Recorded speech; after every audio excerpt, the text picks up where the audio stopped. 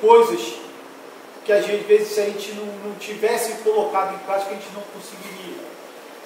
A gente consegue alcançar o objetivo. Quando menos a gente percebe, assim, quando a gente menos espera, a gente alcança o objetivo. Justamente porque a gente vai começar a tentar vivenciar isso. É necessário que a gente repita todo dia de noite: eu agi de acordo como deveria ter agido, porque eu estudo no Espiritismo, porque eu aprendo. E uma regra de ouro que a gente sabe: fazer ao próximo tudo aquilo que nós gostaríamos que o próximo nos fizesse. Isso evita qualquer aflição no mundo, se a gente colocar em prática. Então, é só assim que a gente vai conseguir alcançar o objetivo. É através da prática, do que a gente está ouvindo, do que a gente está estudando. Isso é fundamental para o nosso dia a dia. Humildade. Humildade não significa pobreza. A vida moderna, com falsos conceitos, conspira contra a sua vitalidade, proclamando-a covardia e fraqueza. No entanto, a humildade não pode ser confundida com a timidez nem com o medo. Joana de Ângeles. Ter humildade, a gente reconhecer que a gente é fraco, reconhecer que a gente erra, saber pedir perdão, mas a gente não pode confundir com medo e timidez. A gente não, por isso que muitas vezes há aquele problema que o Emmanuel fala que fala que é muito interessante. O mal é escandaloso e o bem muitas vezes é tímido. Por quê? Porque quem faz o bem muitas vezes não toma a atitude que deveria se tomar. Não é a gente agredir ao outro, não é a gente responder ao outro, mas tem tantas outras formas. Jesus, até hoje o pessoal fala que Jesus deu um chute na mesa quando entrou no templo. Será que Jesus fez isso? A gente conhecendo como era Jesus? Jamais Jesus fez isso. O que Jesus fazia, e é uma coisa que nós deveríamos fazer, é ser enérgico, mas não é o enérgico da gente falar alto, não é o enérgico da gente chamar a atenção do outro, mas é a gente ser firme nos nossos pontos de vista. Se eu sei que aquilo dali está errado, eu não posso aceitar aquilo dali. É isso que a gente precisa aprender. Não é discutir com o outro, não é tentar fazer com que o outro, convencer o outro, não. É a gente tentar agir, é isso, meu ponto de vista é esse.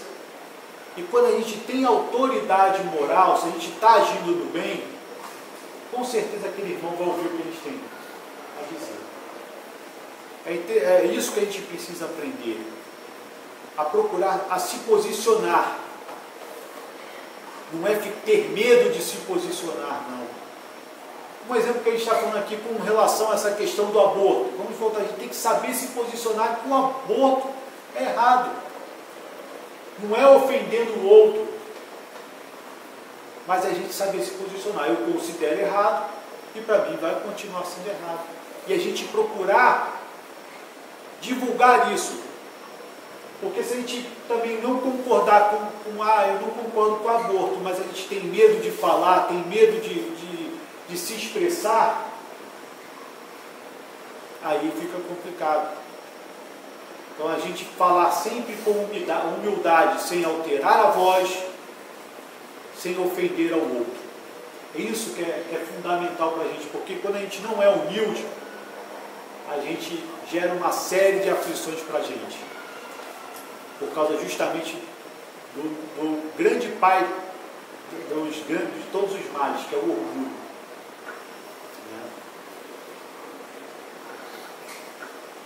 Só para a gente encerrar aqui, somos livres para decidir sobre os nossos atos, muito embora nos tornemos escravos de suas consequências. Chico Xavier. Então, quando a gente faz as escolhas erradas diante da vida, nós nos aprisionamos. Nós geramos problemas que vão nos prender. Vamos ficar presos eternamente? Não. Mas nós vamos reparar isso. De alguma forma nós vamos ter que reparar. Então por isso que a gente precisa refletir sempre sobre o que nós estamos fazendo. Tudo isso que a gente já falou antes. O nosso dia a dia. E o lugar onde a gente tem que exercitar mais isso é dentro de casa. Porque na rua, muitas vezes nós somos educados com os outros, falamos com os outros, mas em casa, como nós agimos com os nossos familiares? Quais os tipos de atitudes que nós temos com os nossos familiares? Caridade se começa em casa. A gente está fazendo a caridade em casa? Quando a gente trabalha na casa espírita, por função, quando meu pai desencarnou, eu tive que me afastar do trabalho, porque eu levava minha mãe para o hospital era lá em Botafogo, então, para acompanhá-la. Então eu tive que me afastar temporariamente do trabalho. Só que os espíritos sabem que é um motivo útil. Em primeiro lugar vem a nossa caridade dentro de casa. Porque se a gente largar os nossos amores dentro de casa para ir fazer caridade no centro, que caridade que nós estamos fazendo? Primeiro a gente tem que cuidar daqueles que estão próximos da gente. Quem são os mais próximos? A nossa família.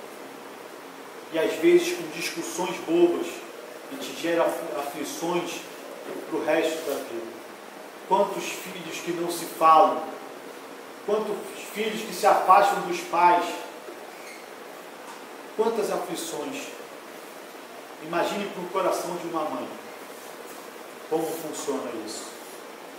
Então, cada escolha, cada atitude que a gente tem no nosso dia a dia é livre. A semeadura é livre, mas a colheita é obrigatória.